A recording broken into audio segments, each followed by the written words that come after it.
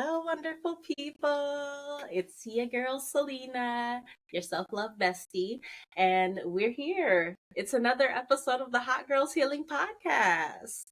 I'm very excited about today's episode. Y'all, we are talking about finding your joy. Okay, who in the room needs a little joy? I know my hand's going up. Yes, finding your joy. And honestly, this is a daily practice for me. But it's also a conversation that I'm about to have with the wonderful Karol. Karol, please introduce yourself to the people and tell them exactly who you are. Okay, thank you for inviting me to be here. So I'm Karol, Karol, Karol with the K. Yes. Yes, Karol Brown, and I live in the Seattle, Washington area. But I'm originally from Ohio, Dayton, Ohio. Grew up there, went to high school and college back there, and my husband James and I moved our three children to the Seattle area in 87. Mm, 1987, a long time ago now. okay. At that time, when I got here, when I was already a registered dietitian, and I found my career in the Washington area at the VA hospital as a dietitian, Mm, where I worked for 30 years.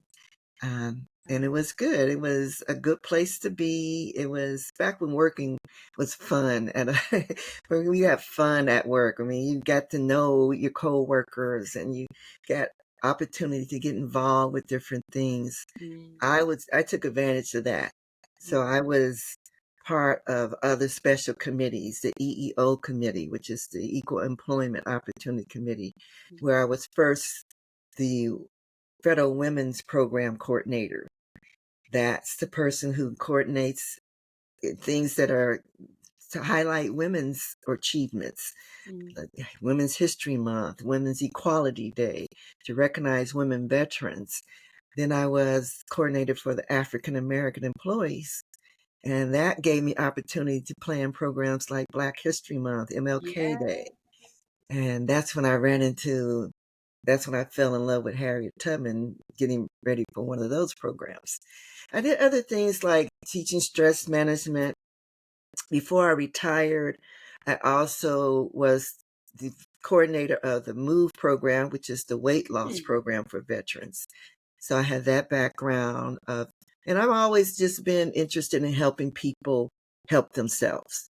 Because that's what nutrition and teaching nutrition and stress management is all about, helping people recognize how they can feel better, how they can be more, have a wholeness, mind, body, and spirit, and absolutely. we're talking joyful, and all those three aspects of life. So that's what I'm all about. Now I'm retired from being a dietitian, just now being an author and someone that wants to go out and speak and do workshops for women and girls. Girls are my primary target audience, young girls, And 10 you to are the truth. 14, because they need to learn while they're still young how to hold on to their joy.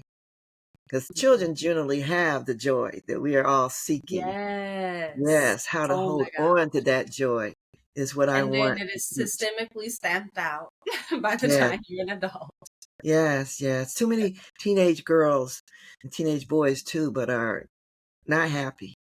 They Hmm. are more removed from their community of family. They're in their room with the computer or their Oh phone, and they're not actually having conversation. Is all technology. So yeah. those are some of the things I want to help people understand, that our joy means being connected to each other, part of it, and finding the joy within. Absolutely. This podcast, is an extension of the community work that I do. Hmm. It's an opportunity for us to come and talk about the amazing healing that we all experience when we come together and are vulnerable with each other and are seen by each other and heard by each other in ways that, aren't about, replying, but about understanding and seeing each other truly. So it's yes, community is everything. And it is on us as the older generations to show the youth and to teach them how to be in community. So I love that. I think that, that's what we got to do. We really do. The youth have to be taught, babies, we are born as humans knowing hunger and and that we want to be comfortable so we can get some sleep. Okay. Other Right. than that, you got to teach us. So Exactly. I think that that is extremely noble. I often say the youth are the truth. We need to be listening to them a little bit more. We need to be in community with them more. We need to be offering them respect, and show modeling respect for them so that they know what respectful exchanges look like. They ain't born knowing how to respect people. Right, right, right.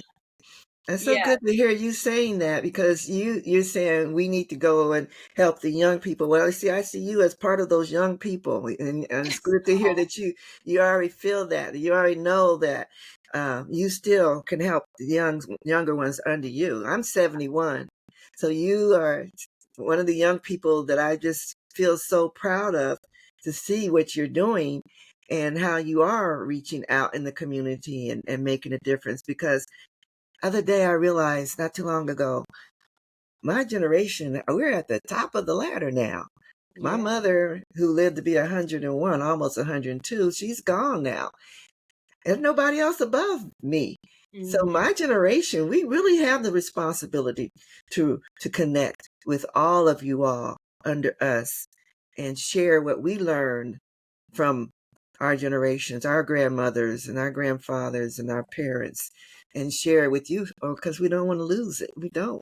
There's so much Yeah. wisdom that we all have inherently, Hmm. but there's so much competition for attention other than to sit down and have a conversation with someone, as your grandparent or either your parents and take it in what they have to share with you. There's just too much other things and the attention span is like this, this long. So it's challenging. Oh my gosh, you are like, how long? We're not even 10 minutes into this conversation, and you already got me fighting back tears. Like, yes, the intergenerational piece is so important. I am someone who has intentionally sought out so much mentorship in my life and just haven't been able to find it because of the things that you're saying, where people who are, a generation or even two generations above you are still viewing you as their competition in the workplace. For men, like, it's weird out here. Hmm. and Hmm. and we really have to have these conversations. We have to understand what we have to offer each other.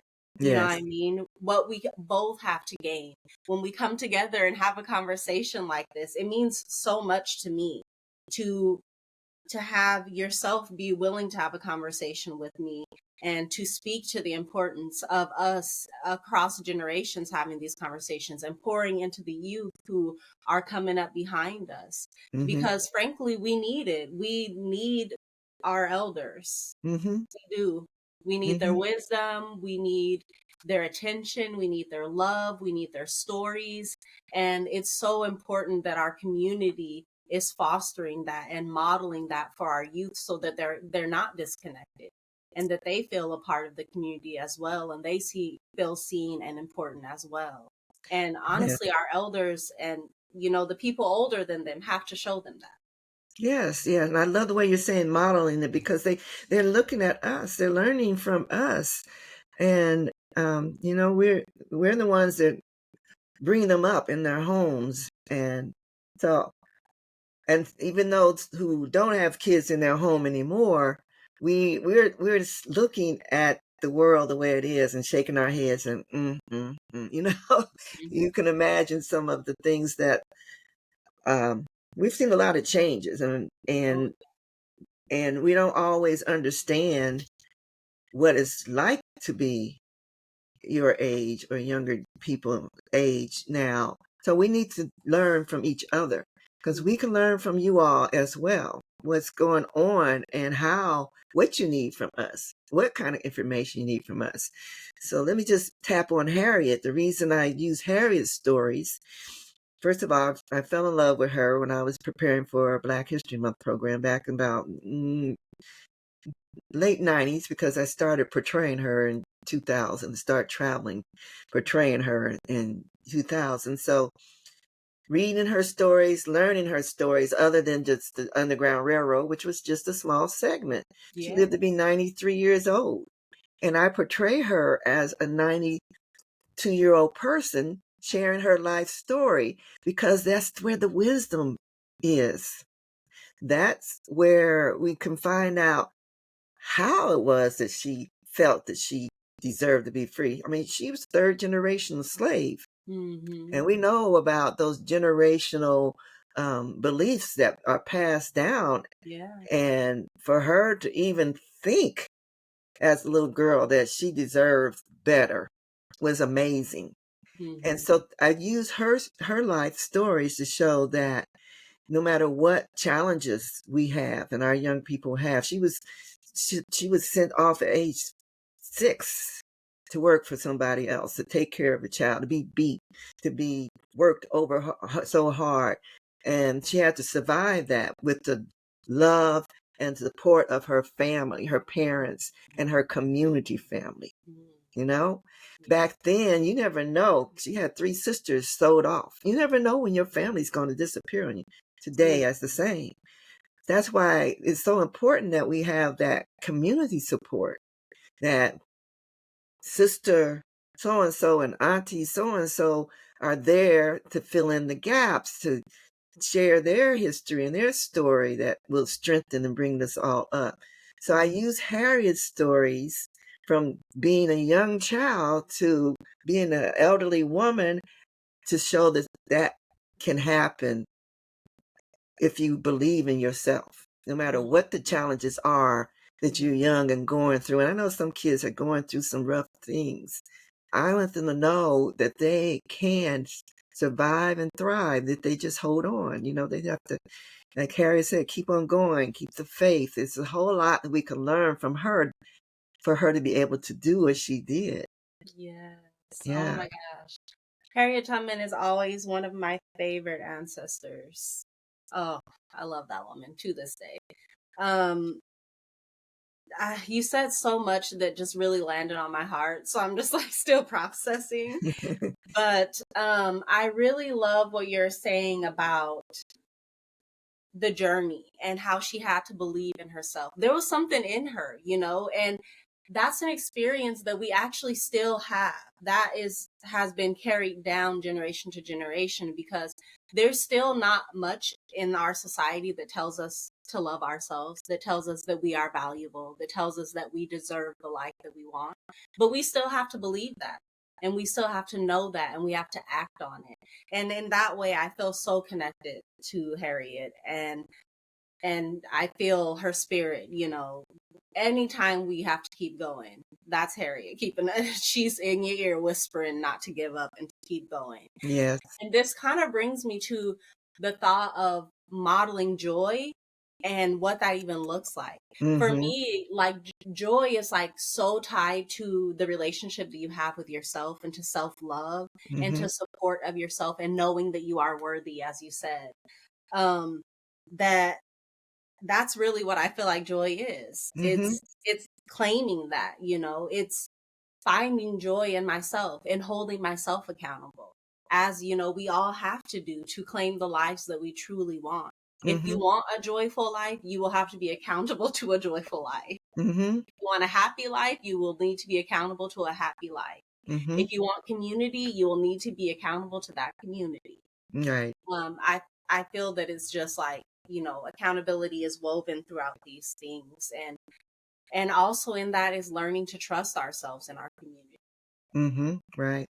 Right. And I agree that self-love is realizing that joy can direct you to self-love. If you're doing what gives you joy, if you are an artist and you're into your art and nothing else in your mind, nothing else that's going to block you from feeling that feeling at that time, that's what you want to keep on working towards. And so too many times as young people, they get, like, say you're a poet and you love writing poems, but you're told, oh, you better go to college and find you a career because you're not going to make no money off your poems. Yeah. Think about the poets that are now living their best lives, and musicians and artists, or Yeah. whatever it is that you find joyfulness, you want to do that and you want to keep doing it, even if you have to do it on the sideline. You know, Okay. yeah, exactly. That's right. That's what I did with Harriet for so long on the sideline. Now I'm trying to make teaching her concepts what I do as my second career here now, as my primary joy. And meeting so many people. When you find your joy, you find other people, you just magnetize them to you. Isn't Yes. that true? When Oh you're yeah. doing your thing, they just come to you. And that's one thing that's important for people to know. We are what we think. And Mm. what you think Ooh. about yourself is what your life is going to be, right? So if you The don't think first battle I had was getting my thoughts together. That was step exactly, one on my healing journey. I said, I don't know if the way I talk to myself is the most conducive for this journey that I'm trying to go on. exactly. What we say to ourselves, it directs our action and just draws others to us that might like mine. And if you think, you're not worthy, if you're, I always have to go back to, I was teaching after school program a couple of years ago with fifth grade girls and boys. Mhm. But one little fifth grade girl always called herself stupid. Mhm. That first thing come out of her mouth, oh, I'm stupid. Well, yeah, I guess you're always going to be feeling that way because you're not telling yourself anything different. That if she just flipped it and said, I'm not, I'm smart, I'm able, I can do anything I want, I can learn if I just put my mind into it and use that as her script, that's what she would be. Oh, absolutely.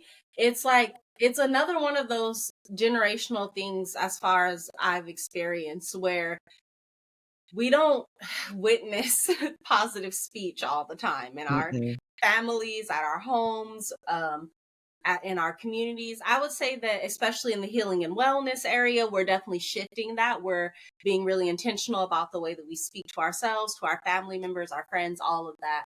I've seen it in my niece, my baby. That's my child, as far as I'm concerned. But my niece and my nieces, they all like they're just learning something different than what we were taught. They're learning to, when they make a mistake, try again. When you're scared, be brave. My niece literally almost had me in tears when she was like, "Oh yeah, I do things when I'm scared. I just be brave." I was like, not this six That's year old. beautiful. I was like, not this 6 year old just gave me a lesson in doing it anyway. Uh-huh. you know? Uh-huh. Yeah, well, where did that come from? Who's she modeling? Yeah, it's her mom. It's, the village. It's where, it's me. We're Right. pouring that into her, and to see her giving it back is it just that's joy.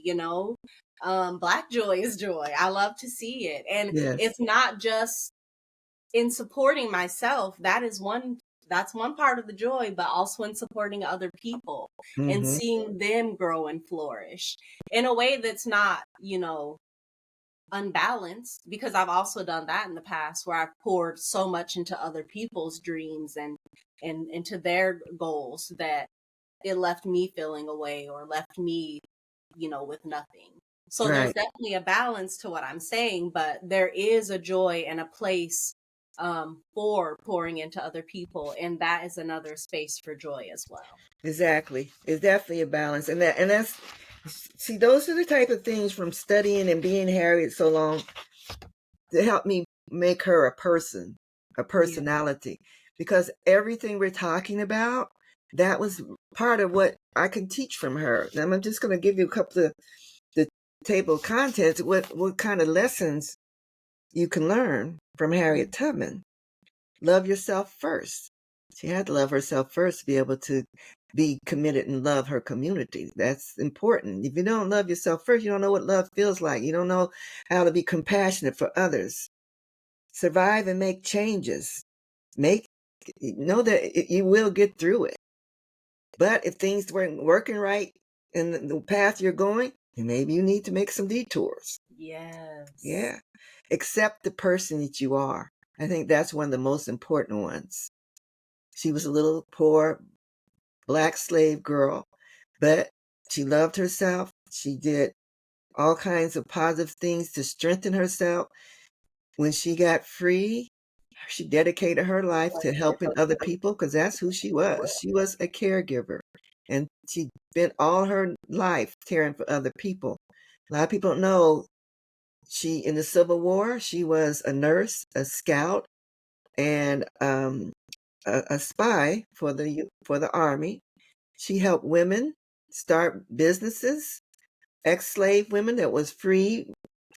She would have them in her cabin at night and they would make gingerbread and root beer, and those women could go and sell it to the soldiers and have money Yeah. to take care of their families. That is what comes from someone who really loves themselves. They find it within them to treat other people the way they really want to be treated, like we've all learned that golden rule. Another one that's very important is practice forgiveness. And that's not just forgiving those people who did you wrong, but forgive yourself. Yes, yourself for things you think you've done wrong for yourself. You know, so Harriet has a whole lot in her stories that I tell that we can learn from. Oh, so much. So much. Wow. That is so huge. Like, and again, she is modeling this cycle that we can all embrace. Heal yourself, pour into your community, and continue the process of healing, the cycle of healing.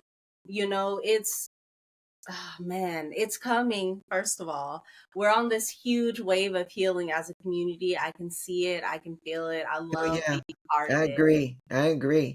Exactly. Yes. Oh A, man. a And couple that other important things with Harriet, mhm. she had a sense of humor. You know, Okay. you got to learn to laugh at yourself and Yes. have some way to relieve that stress because we Hmm. live a stressful life, you know that. So how do you relieve that stress? You go into meditation. She would find her Hmm. quiet room when she Yeah. needed to. Out in nature. I have a chapter on appreciate nature. It's just, let me show you, can I show my book? Yes, of course. It's up here. I need to buy it. Yeah, this is the Harriet Tubman Way, Yes. inspirational guide to self-love, empowerment, and legendary leadership for girls. Come on. Yes, and networking, financial, being able to manage your money. Harriet Oh, took care of every penny she made when she got free. She would save so that she could go back and rescue somebody else. yes. I know that's right. Yeah, so I just love sharing her stories and help people understand if she can do it, any of us can Yes. achieve our dreams, leave a legacy, help others, help ourselves, and live a free, joyful Oh life. my God. And you know what really sticks with me and what I feel like is connected to all of the other avenues of healing for her is accepting who you are. That was one of the first things you said, and I felt it directly connected to everything you said after and before, because Hmm. you have to accept who you are and move that way. Like Harriet didn't just be like, oh, I'm enslaved, I've been, sold, let me go knock on the president's door and let him know that my people want to be free, because obviously, like, if I just ask them, no, you know what I mean. She knew she was gonna have to run away. She Uh-huh. knew she was gonna have to break some rules. She Hmm. knew she was gonna have to be creative and cunning and innovative to be successful. Hmm. And we got to be for real with ourselves. We have Yeah, to be for real with the challenges that we will face. We can't model ourselves after other people who don't share our experiences. right. Yeah. I'm gonna just leave it at that. That's so true. Yeah, our culture, people have to appreciate who you are and where you come from. Hmm. So she had a grandmother around, her grandmother, her mother's mother, and she would tell them stories about Africa. Yeah. That you come from free people. You come from kings and queens. You got courage and wisdom and all this in your bloodline. Appreciate it. Don't shy away. You know, it's interesting when I was traveling around Washington State. I went to all four corners of Washington State, a lot of communities, and we were only Black folks in the that I saw while I was there. Hmm. But if I was in a place, a library, and they made an announcement that Harriet Tubman program, there would be Black people that would head for the door. Yeah, they didn't want to hear our stories. They don't want to hear anything about slavery. You know, they don't want to identify with the truth of what's going on. And unfortunately, it's getting harder and harder to hear these stories as there are schools that are eliminating Black history or talk about three people and none of the rest of It's the hundreds of people control that of the did things. narrative. Yeah. So we have to do our part of sharing the stories and appreciating who we are. Absolutely. You know, I actually used to work for a program, and it was for a nonprofit, a white led, predominant, well funded nonprofit. And but the program was for Black and brown girls. And I remember going out and recruiting for this program. We are kind of building it up from the ground up. No one, it was in some schools, but it had kind of fallen off for a few years. So we're really there to try to recruit and build this group back up. And I remember there was definitely times where we're like, yes, this is the group for Black and brown girls. And the Black and brown girls were like, yep, let's do it. That's me. And sometimes they'd be like, oh, that's the Black girls group. Uh-huh. Black girls. Uh-huh. Yeah. And I was like, yeah, like, Yeah. I don't know. I didn't get the lack of excitement. I've Yeah. always loved being Black. But I will say that there were times where I was hearing about my community from a narrative that was outside of my community, and the stories were often not told correctly. Yes. Right. And it made me feel a certain way, you know, because when our stories are told by people outside of our community, boy, do they miss the details and the perspective. Right. Take, for instance, Emmett Till. Can you Mm. imagine how the story was told down there? Oof. Right? Mm. I mean, so you're definitely telling, you're right on it, because if we don't tell them, then the stories may not be Yeah. giving the information that's truly what happened. And I can only imagine that perhaps those people had heard Harriet Tubman's story somewhere else from somebody else and were just horrified by well, what it made them they're feel. horrified of being identified as, with slavery. Slavery didn't do us justice at all in so many different ways. But slavery is not our history. Resistance is our history. I was You going to know, say, enslaving people is somebody else's history. exactly, That's but another community's history. it took our community away. We made community, but then they also turned us against each other, Oh yeah. right? The mind game. The That's mind where we game, start here. the mind game. You're not worthy. You're Mhm. nothing. You. You I can don't get you. contribute anything. I have you do anything I want you to do. And so, Mhm. like I said, that's those generational thoughts.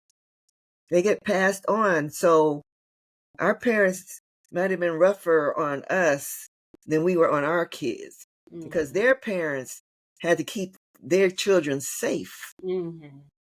You know, don't you go down there. Don't you go be speaking to that. You better say Mr. or Miss Susan, even though she may be age 3 and you're 20. Mhm. So our families, our parents had to, they had a different mindset on what was love. Yeah, and a lot of trauma was informing the decision making, you know? Exactly. So Exactly. I think we're shifting as a community to realize that being a soft place for each other to land makes the world better for us. Yes. Like, we can't control communities outside of ours.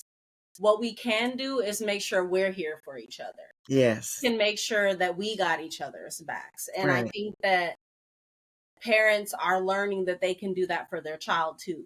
They can Mm-hmm. just be there for them. Right, right. Because we know Parents, the world sucks. yeah. But if our parents cannot suck, that'd be great. Yeah, that'd be great. That would be great. Yeah. Right. And we do need to connect with other like families and parents and encourage each other. And yeah, right now, only place I know to do that is go to a church, and you may not really be into that church or religion scene. Right now, I don't know of any other place where Black people really gather in Washington State area. Oh, So girl, I'm gonna email you some stuff.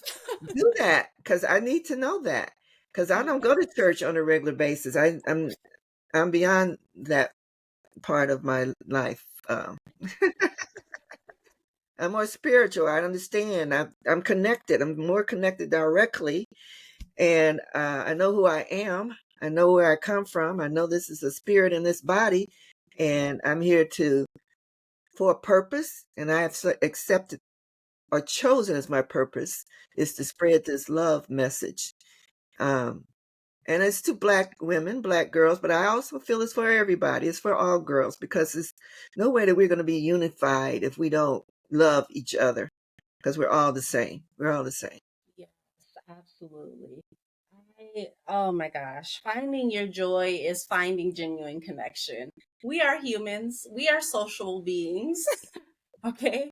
We like people, we like a little connection. Even my introverted ass. Like, it might exhaust me to be out in a crowd of people, but I love talking to people one on one. I Mm-hmm. love having conversations where I can really get to know the way someone has analyzed the world around them.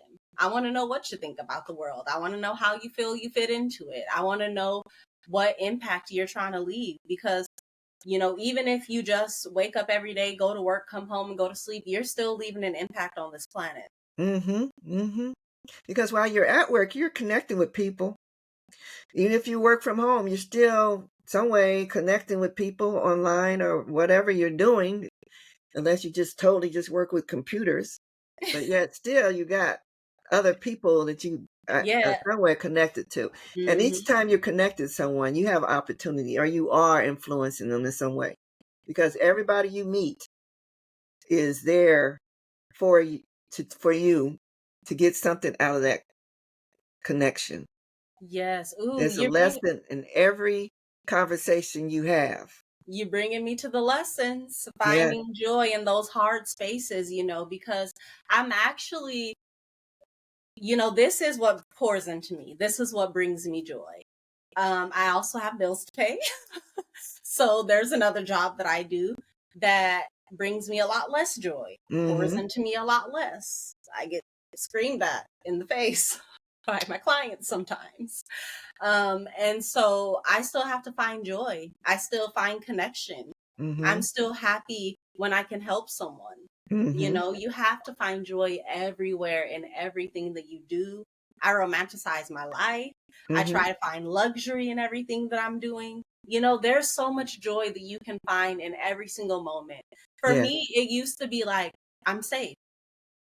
That's my joy. Mm-hmm. It's grown so much from there. But Mm-hmm. if that's where you're at and your joy just begins with acknowledging that you are now safe, start there. Right. And be grateful. Counting your, being grateful and counting your blessings. Gratitude helps stimulate that joy as Mm, well. So get into that habit of, like you said, you're safe. I'm grateful that I'm safe. I'm grateful that I have ways to pay my bill. I have a job. yes. I'm grateful that I also have the opportunity to have my own podcast and connect with people. And you got so many things to be grateful for, and all Yes, of us do. absolutely. All of us do. We just need to take that time to remind ourselves. Oh, absolutely. Because my mind starts when I'm when I'm starting to go to work. My mind does start by I'm saying, hey, I say, hey, You love your apartment, don't you? Sure do. Thank you, job. I Uh-huh. love to eat. Thank you, job. You're right. I love to look cute in a little outfit or, some little earrings. Thank you, job. Mhm. You can switch it up. Whatever the negative thought is, I promise there is a way to think about it positively and Yeah, with gratitude. definitely. Definitely. Oh, So you got a lot of wisdom right there. You got a lot of wisdom. Passing it on. well, I'm Passing it on. trying. You're That's why good. You're doing that's good. why I made these little podcasts to share these conversations, because if we weren't having this conversation here, we'd be just having it at a networking event and we would feel so much from it. I would walk away so grateful to have met you and to have had your wisdom be poured into me and to have your grace be poured into me. But now we get to share that with so many more people, and I'm so grateful for it. Yes, that's beautiful. I appreciate what you're doing. I'm glad we met. Me too. Miss Carol, is there anything that we haven't said about finding our joy that we need to? I just said make yourself priority. And then the first chapter in the book is love yourself first. Mm, Let me read a quote. Lisa Nichols. I please. don't know if you know Lisa Nichols, but Lisa Nichols is my shero. She is a transformational trainer. I've been to one of her programs. But she was in The Secret. If anybody ever saw the movie The Secret, she was the only black woman in I there. read her book, and it's one of the suggested readings for my self love workshop. Great, great. So I put her as the first quote in part one, Love in Action. You Mm. deserve to be happy. You deserve to be joyful. You deserve to be celebrated. But in order to do that, you must first fall madly in love with yourself. Oh, please say that again. You deserve to be happy. You deserve to be joyful. And you deserve to be celebrated. But in order for you to do that, you must fall madly in love with yourself. That's from Lisa Mm. Nichols. Y'all hear her? She said, madly in love with yourself. Be a little delusional about yourself. I Yes, yes. encourage it. Right. But let me just say one more point. That don't mean that you got to go buy every outfit. That don't mean you got to get the best weave or whatever, the eyelashes and stuff. Mm, That's not what we're talking about. If that makes you feel good, fine. But that's not what we're talking about. We're talking about loving who you are inside, yeah, knowing that this person inside deserves the best of everything, yeah, regardless what the body looks like, regardless what other people say you need to look like to be beautiful. It starts from inside. yes, yes, yes, yes. And actually, I want to share a little exercise to that order.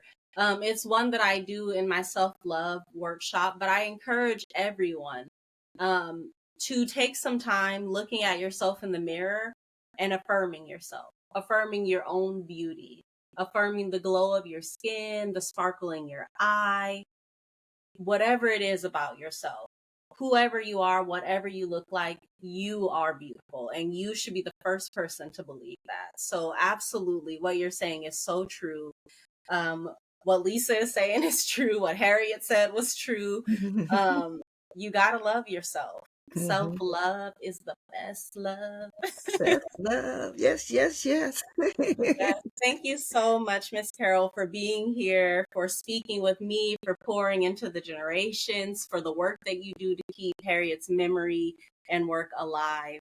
It was such a joy to meet you and to have had the conversations that we've had. Oh, I appreciate it. I've enjoyed it too. And send me those networking information. I am. I was gonna say, and I'll see you out there I'll because see we you about out to be there. linking up.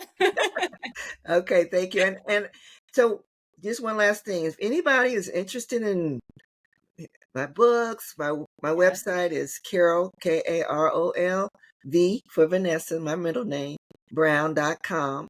And I'm available for coming out and speaking, especially in the Washington State area, to girls, to groups of women, whoever would like to hear more about Harriet, self-love, and how we can be our best selves.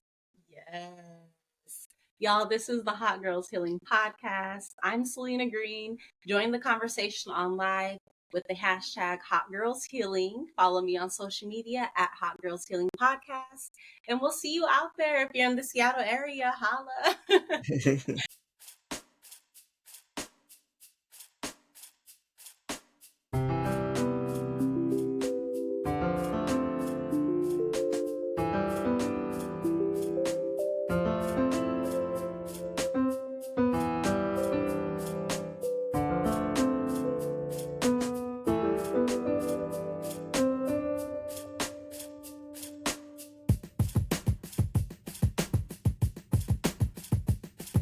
Since I know you're tired, since I know you're stressed, you were always favored, and you were always blessed. It's all about that. Hot girls healing. We doing it our way. Hot girls healing. We better day by day. Hot girls healing. We doing it our way. Hot girls healing.